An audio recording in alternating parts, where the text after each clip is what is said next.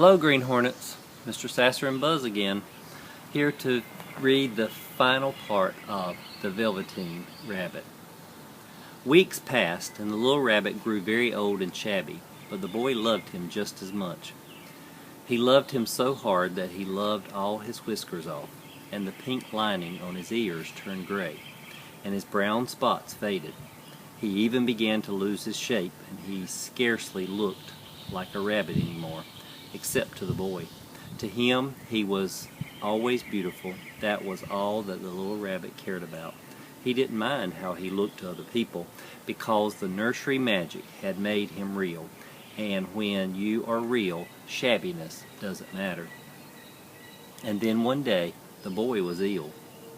His face grew very flushed, and he talked in his sleep, and his little body was so hot that it burned the rabbit when he held him close.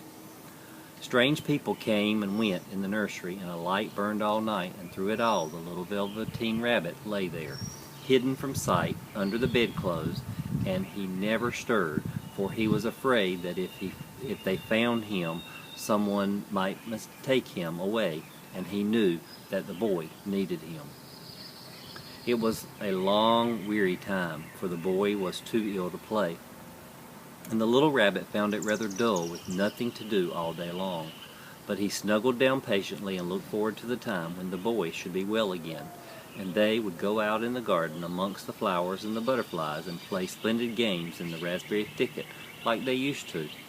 All sorts of delightful things he planned, and while the boy lay half asleep, he crept up close to the pillow and whispered them in his ear. And presently the fever turned, and the boy got better. He was able to sit up in bed and look at picture books, while the little rabbit cuddled close to his side. And one day they let him get up and dress. It was a bright sunny morning, and the windows stood wide open. They had carried the boy out onto the balcony, wrapped in a shawl, and the little rabbit lay tangled up among the bedclothes, thinking. The boy was going to the seaside tomorrow. Everything was arranged, and now it was only remained to carry out the doctor's orders. They talked about it all, while the little rabbit lay under the bedclothes, with just his head peeping out and listening. The room was to be disinfected, and all the books and toys that the boy had played with in his bed must be burned. "Hooray!" thought the little rabbit. "Tomorrow we shall go to the seaside." For the boy had often talked of the seaside, and he wanted very much to see the big waves coming in, and the tiny crabs, and the sand castles. Just then Nana caught sight of him. "How about his old bunny?" she asked. "That?" said the doctor. "Why, it's a mass of scarlet fever germs. Burn it at once." "What? Nonsense. Get him a new one. He mustn't have that one any more." And so the little rabbit was put into a sack with the old picture books and a lot of rubbish, and carried out to the end of the garden behind the fowl house. That was a fine place to make a bonfire, only the gardener was too busy just then to attend to it. He had the potatoes to dig and the green peas to gather, but next morning he promised to come quite early and burn the whole lot. That night the boy slept in a different bedroom, and he had a new bunny to sleep with him. It was a splendid bunny, all white plush with real glass eyes, but the boy was too excited to care very much about it. For tomorrow he was going to the seaside, and that in itself was such a wonderful thing that he could think of nothing else. And while the boy was asleep, dreaming of the seaside, the little rabbit lay among all the old picture books in the corner behind the fowl house, and he felt very lonely.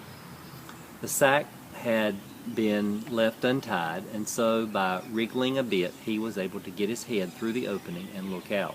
He was shivering a little, for he had always been used to sleeping in a proper bed, and by this time his coat was worn quite thin and threadbare from hugging it, and that it was no longer any protection to him. Nearby he could see the thicket of raspberry canes, growing tall and close like a tropical jungle, in whose shadow he had played with the boy on bygone mornings. He thought of those long sunlit hours in the garden, how happy they were, and a great sadness came over him. He seemed to see them all pass before him, each more beautiful than the other. The fairy huts in the flower bed, the quiet evenings in the wood, which he lay in the bracket, and the little ants ran over his paws. The wonderful day when he first knew he was real. He thought of the skin horse, so wise and gentle, and all that he had told him. Of what use was it to be loved and lose one's beauty and become real if it all ended like this? And a tear, a real tear, trickled down his little shabby velvet nose and fell to the ground. And then a strange thing happened, for where the tear had fallen, a flower grew out of the ground, a mysterious flower, not at all like any that grew in the garden. It had slender green leaves, the color of emeralds, and in the center of the leaves a blossom like a golden cup. It was so beautiful that the little rabbit forgot to cry and just lay there watching, and presently the blossom opened, and out of it stepped a fairy.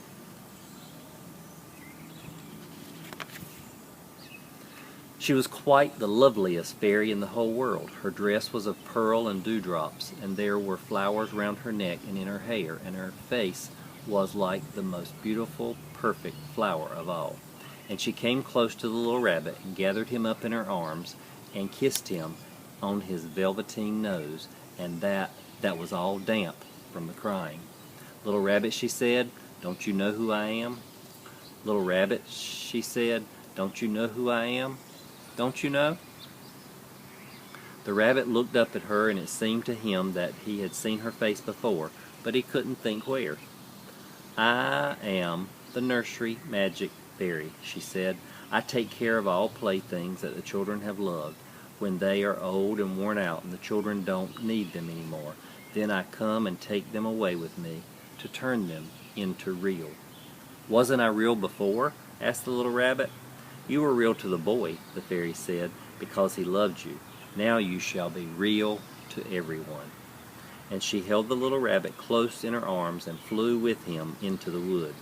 It was light now, for the moon had risen. All the forest was beautiful, and the fronds of the bracken shone like frosted silver. In the open glade between the tree trunks, the wild rabbits danced with their shadows on the velvet grass, but when they saw the fairy, they all stopped dancing and stood round in a ring to stare at her. "I've brought you a new playfellow," the fairy said.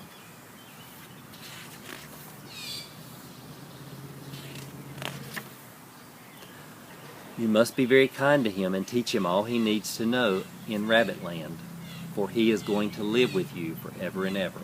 And she kissed the little rabbit again and put him down on the grass. "Run and play, little rabbit," she said. But the little rabbit sat quite still for a moment and never moved, for when he saw all the wild rabbits dancing around, he suddenly remembered about his hind legs, and he didn't want them to see that he was made all in one piece.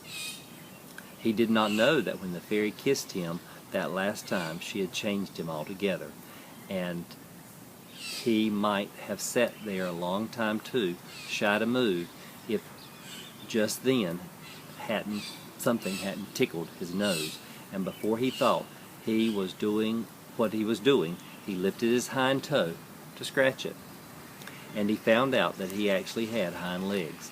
Instead of dingy velveteen, he had brown fur, soft and shiny. His ears twitched by themselves, and his whiskers were so long that they brushed the grass. He gave one leap, and the joy of using those hind legs was so great that he went springing about the turf on them, jumping sideways and whirling around as the others did, and he grew so excited that when at last he did stop to look at the fairy, she had gone. He was a real rabbit at last, at home with the other rabbits. Autumn passed, and winter, and in the spring, when the days grew warm and sunny, the boy went out to play in the wood behind the house. And while he was playing, 2 rabbits crept out of the bracken and peeped at him. One of them was brown all over, but the other had strange markings under his fur, as though long ago he had been spotted, and the spots still showed through. And about his little soft nose and his round black eyes, there was something familiar, so that the boy thought to himself, "Why, he looks just like my old bunny that was lost when I had scarlet fever." But he never knew that it really was his own bunny. come back to look at the child who had first helped him to be real. And that's the end of the Velveteen Rabbit. Buzz and I hope you have enjoyed listening to the Velveteen Rabbit. Keep reading and have a good summer.